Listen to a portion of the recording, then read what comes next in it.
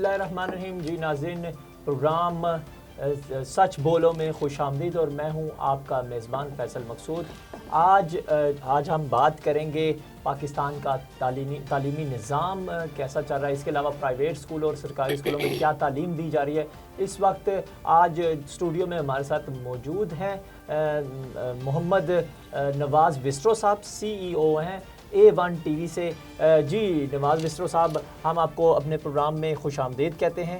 جی محمد نواز وسٹرو صاحب، چونکہ آپ کو پتہ ہے پورے پاکستان میں اس وقت مہنگائی جو ہے عروج پہ ہے، ڈالر کا ریٹ بھی آپ کے سامنے ہے، ٹماٹر کا ریٹ بھی آپ کے سامنے ہے، لیکن اس مہنگائی کے بحران کو کم کیسے کیا جا سکتا ہے؟ جی فیصل مسعود، شکریہ آپ کا بھی. اور دیکھو، اس گورنمنٹ میں عمران خان صاحب نے تو بڑے وعدے اور وہ چیزیں جو کی تھی گورنمنٹ بننے سے پہلے.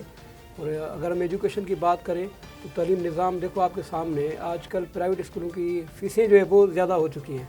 تو گورنمنٹ کو سوچنا چاہیے، دیکھنا چاہیے، کیونکہ حالات چلو جیسے بھی چل رہے ہیں، لیکن تعلیم کا جو نظام ہے اس میں اور نیچے جا رہے ہیں معاملے. پرائیویٹ اسکول فیس بڑھا رہے ہیں، تو ان کا منسٹر صاحب جو ہے شفقت محمود صاحب، ان کو سوچنا چاہیے.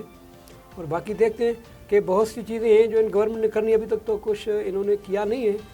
سو اللہ ان کو ہدایت دے کہ کچھ کریں. آپ پاکستان کا جو تعلیمی نظام ہے اس کو کیسے دیکھ رہے ہیں؟ تعلیمی نظام جو آپ کو پتہ ہے اچھے طریقے سے کہ فیسیں بڑھ رہی ہیں. اس گورنمنٹ کو کچھ سہولیات تعلیم کی طرف ذرا توجہ دینا چاہیے.